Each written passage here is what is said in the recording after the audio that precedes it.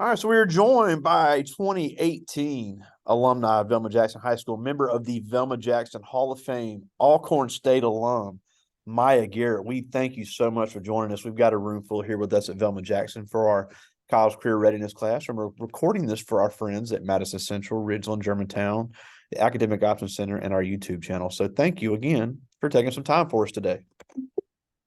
Thank you for having me. Now, before we get into what all you're doing at Ole Miss, take us, your high school experience here at Velma Jackson. You were a cheerleader. You were the cheerleading captain. You did TSA. You did our JROTC. I mean, you name it, you did it. So, talk a little bit about your high school experience because you were involved in a lot of stuff here.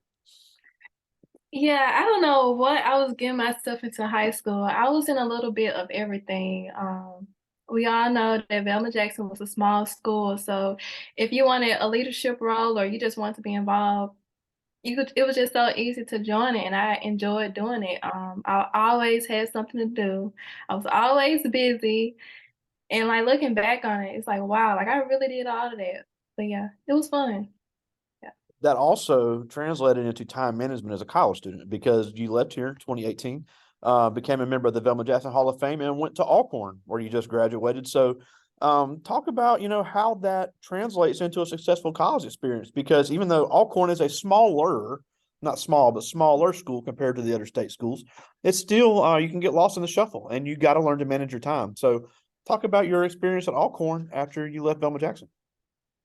Yeah, so Alcorn, those was like some really big shoes to fill. Like Coach Piker said, it's a smaller university, but it's still a lot of people. And when I first touched down on campus, it really felt like I was on a big university because it was so many people. And my first couple of months, I just had to adjust. But time management definitely played a key role into it because at Alcorn, like it was a lot of activities going on, like different things to do like for leisure or if you want to learn about something, they had different clubs and stuff that you could join. And you could do it all if you want to. I mean, it's just up to you to decide like how you want to spend your time like every day. Yeah, and your major at Alcorn was biology, correct? Chemistry. Chemistry. Okay, I knew it was one of those. Now, obviously, chemistry is a tougher major. So what made you choose chemistry? I chose chemistry because I wanted to go into the medical field, specifically pharmacy, and a lot of chemistry classes, coincide with medical stuff. So, Now, but along the same lines, even though you knew you wanted to go in the medical field, what made you choose an HBCU? Because obviously you had a good enough grades in ACT in high school where you really could have gone anywhere. So what made you choose the HBCU route as opposed to the PWI route in undergrad? okay, that's funny. So, originally, I wanted to go to the University of Mississippi, which is where I'm at now, because they had my major, like pharmacy. I knew I wanted to do it after high school. But my mom, she was like, Maya, why you won't consider Alcorn? I was like, Alcorn? And she must have recruited some of my cousins who are alumni of Alcorn to talk to me.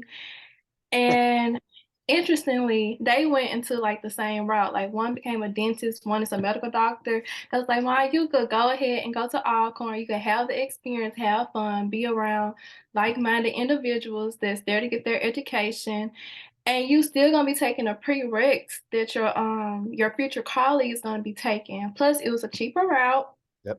and I definitely appreciate that part because pharmacy school is very, very expensive. Yeah, and I'm glad you mentioned that because we all know college costs are rising. So, what were you able to do to offset those costs? What type of scholarships did you get coming out of high school to when you entered Alcorn? Oh man, it was a lot. I'm not gonna even lie to you. I can't even remember half of them. But basically, all the scholarships that Mrs. Brown had offered, um, it was just a lot. I applied for scholarships through Alcorn, so you just go on the internet, type up what scholarships that school offer. But it was mostly anything that I heard about. Even the big national scholarships, I was just putting my hand in a little bit of everything because I was just so set of, well, if I can go to school for free, I might as well. So Now, when we talk about the ACT, because even more so now, we really spend a lot of time drilling the ACT. We get the free ACTs, and those benchmarks on the ACTs really make a lot of difference when it comes to thousands of dollars of scholarship money. So, what was your strategy on the ACT, and how was that beneficial to you? Yeah, um, I think they first introduced like ACT prep to us, I want to say in late middle school. I wasn't really taking it serious, but I dabbled in it. I think I made like a 16 the first time I tried it. And it's me not really knowing how to take it, just a little prep. Going to high school, everyone was saying how the ACT is so important getting into college. Like the higher the ACT score, the more likely you will get in and the more likely you will get scholarships. So I started taking more serious. Um, when I was at Velma, I think on some weekends they would have ACT prep. So on some Saturday mornings, I just got up and went to that because I'm like, I need to boost my score, and it helped out a lot. Um, the highest I made was a 25, so it boosted me. It boosted me up. I did the best on the English part. Shout out to Miss Graven and all the other English teachers because English was never my subject, but I was able to do well, and it reflected on the ACT. Yeah, and that's important to mention because the ACT is not an intelligence test. It Mm-mm. literally is to see how you test. And Mhm. and our friend Kennedy Miller has even called it a money test. It literally is just there to see how much money you get going to college. But that's a good point because just getting it up 1 or 2 points from a 23 to a 25, you're talking about $5,000 or $6,000 difference in scholarship money that you save going to a university. Yeah, and I was shooting for a 26 because I wanna say at the time, Alcorn would have gave me even more money, Wow. but it didn't happen like that, and I'm still blessed and thankful for what I made. Yeah, and a 25 is still great. Now, one thing I like to mention too about Alcorn, and this would be about any HBCU, but especially the Mhm. ones here in Mississippi, is that you know a lot of kids have told me over the years that I don't want to go to HBCU. I've been going to school with black folks my whole life, which I understand. Yeah. You want a different experience. You want to experience different cultures. I get that, but historically black does not mean exclusively black. And Mm, also the amount of international students at Alcorn mhm. is, and also at Jackson State and Valley. It can't be measured. And then also just because it is other African Americans, they're from all over the country, so you are going to be around people that you otherwise would not be around anyplace else. So talk a little bit about the international um, culture and the kind of people you've been around at Alcorn because I think it's really cool. I'm glad you touched on that. HBCU could be like a misconception. Like, no, it's very diverse. Like you said, you meet people from all walks of life. On the outside, majority of the people might look like me or look like everyone else in the classroom. But for example, one of my classmates, she was Nigerian. When I first looked at her, I thought, she was like me until I started talking to her and like her accent was thick. I was like, "Whoa, okay." And I was very interested, on her upbringing. And I was getting to ask her like, "Girl, how you end up in Mississippi? How you end up at Alcorn? Because it's just amazing." I know several people that was from California, from Chicago, from Louisiana, and I always ask them every time, "How did you end up in Mississippi? Like, how did you hear about Alcorn?" And a lot of them was saying, they always had like a mentor or a coach or a counselor or somebody that introduced them to Alcorn and how they loved their HBCU. But yeah, very diverse. And of course we have people of other nationalities and other ethnicities. So Yeah, and I know that there's a lot of Asian students there. There's a lot from Europe, so it really is a melting pot. Which somebody like me, I love that kind of stuff. But I think that's important for I don't think people should not choose the HBCU because they think it's just going to be the of what they grew up with high school. That is not the case. There is a great amount of culture there or any other HBCU around here. Now, you graduated from Alcorn this past spring, and now no, last fall. last fall. I'm sorry, I got my Yeah, in 21. yeah, everything runs together. But you are now at Ole Miss, Mhm. getting your degree in pharmacy. And that program starts in Oxford and then finishes in Jackson at UMC. So you're going to have that balance of HBCU undergrad and PWI grad school. So talk about that program and how it works, because I think, I was joking before we started recording about people just think pharmacists are the people behind the counter at the drugstore. And there is so much more than that. And there's so many great career fields in pharmacy that are not in retail. So talk a little bit about how that program works and some of the career paths in pharmacy. Right. So, like you said, we start off in Oxford. So this is my first year in Oxford, and I have one more year after this semester complete, and then I'll go to Jackson. And in Jackson is more clinical. But right now, we're mostly taking classes, very hard classes. But it's basically like getting us prepared on how to think critically. Of course, knowing medications, we learned a lot of drugs. We're learning about one of my favorite classes where we learn about making certain medications for people in their genes, like what group of populations are prone to have certain type of adverse reactions, things of that nature. And then also, pharmacy is very diverse. In high school, I had like a narrow mindset. I thought like pharmacists were like the people you see behind the counter, and that's true. They call that retail, but it's so many things you could do with pharmacy. You could be a hospital pharmacy. You could work where I can't even think of the name of it right now, but you could work in industry, you could work in ambulatory care. It's just so many things you could do. You just have to find your you just have to do your research and then just network and talk to other people. And they've been telling me different things you could do. I was like, wow, I didn't know you could be that. Like someone said you could be like a medical liaison. I was like, whoa, like what is that? Like, and the money is good. Pharmacy, period, like the money is good, but the further you go, it gets even better. Yeah, and something that people don't think about, we always think pharmacy is just the pills and the bottles, but the IV bags of the hospitals with those Mhm. drugs mixed, that has to be mixed by a pharmacist, and it has to be somebody who knows what they're doing, because you have somebody's life at stake. Yeah, they may not be the surgeon cutting them open, but once they get out of surgery, that pharmacist is extremely important to to dulling pain, to making sure there's no adverse reactions to anything they've had in their body. And also they have to know how those drugs are going to react if they have to mix them together. Yes, they're definitely the expert. Anytime a doctor, physician, dentist, anyone has questions, the first person they're gonna call is a pharmacist. And we're, I want to say, the most trusted medical profession when it comes to patients.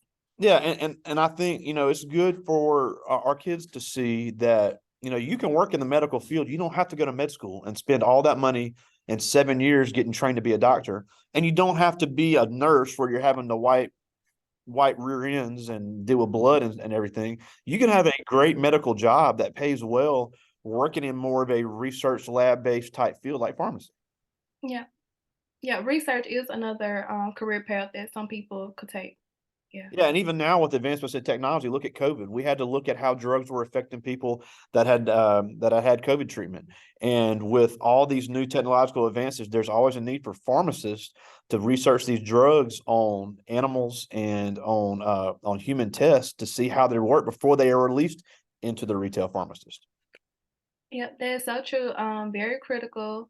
They definitely have a seat at the table when it comes to these type of discussions. We need more pharmacists at those tables to give, their opinions and their knowledge. Because like it's evident, my first semester, I knew I was in pharmacy school, but I did not expect the volume of drugs that we will be learning on a weekly basis. And I can understand why. I mean, we have to know.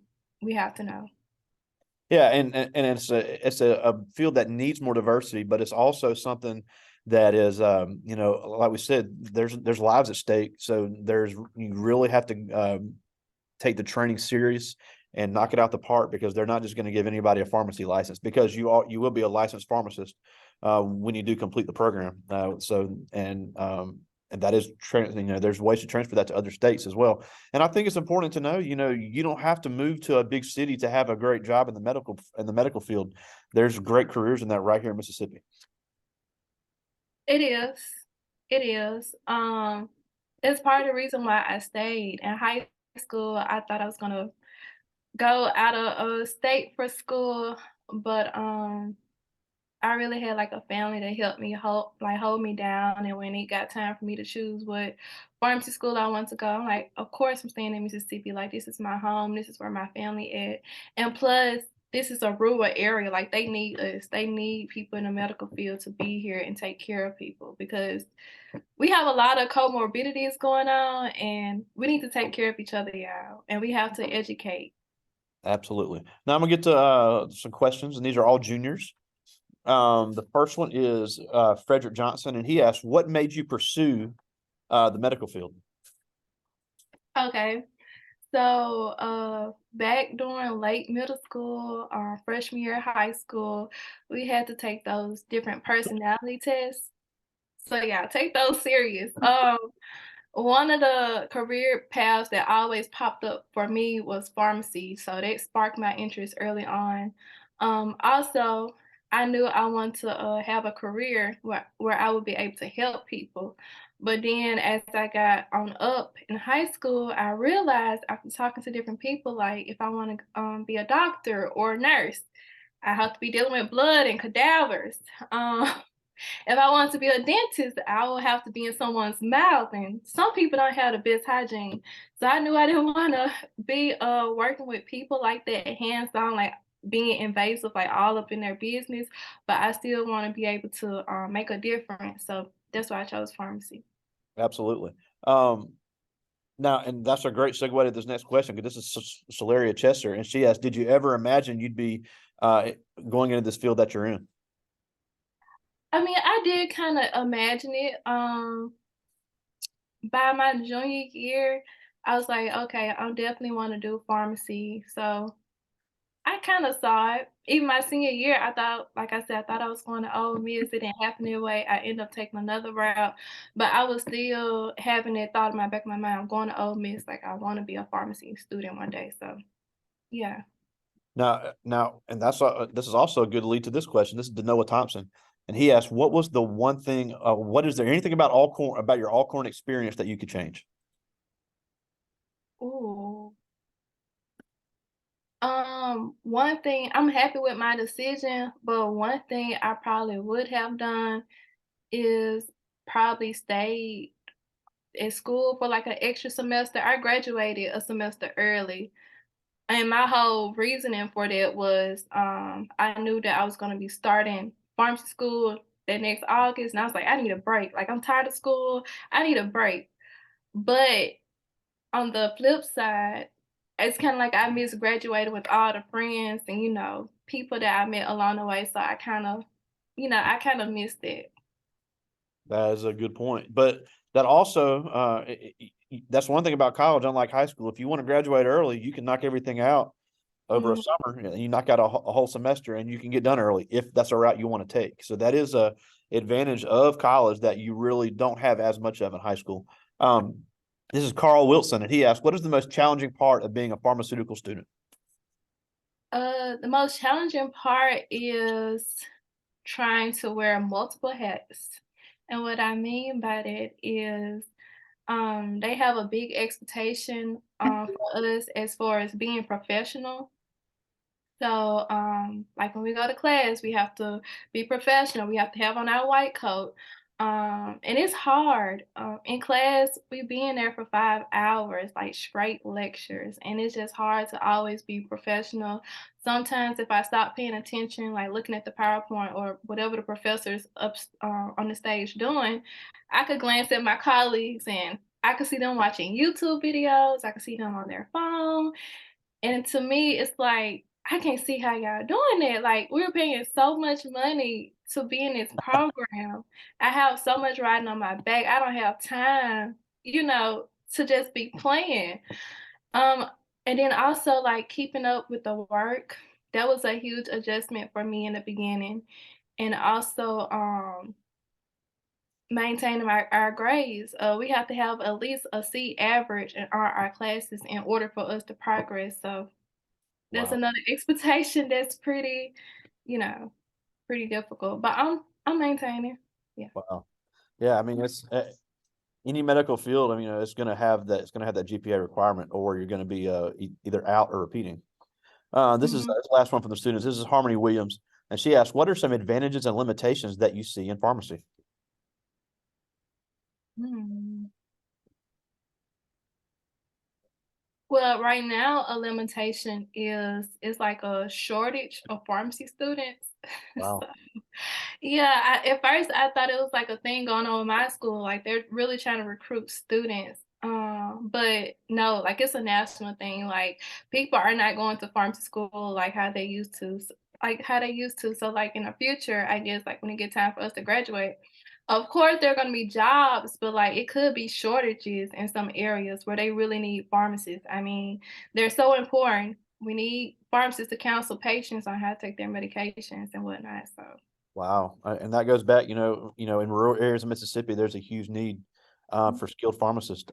Now we're almost out of time, it's such a joy always to talk to you, and we're so proud of you. But you were walking these same halls, sitting in these same rooms with these same teachers, growing up in the same area, but yet you are really shooting for the stars here and really doing some great things. So you've come from a similar background.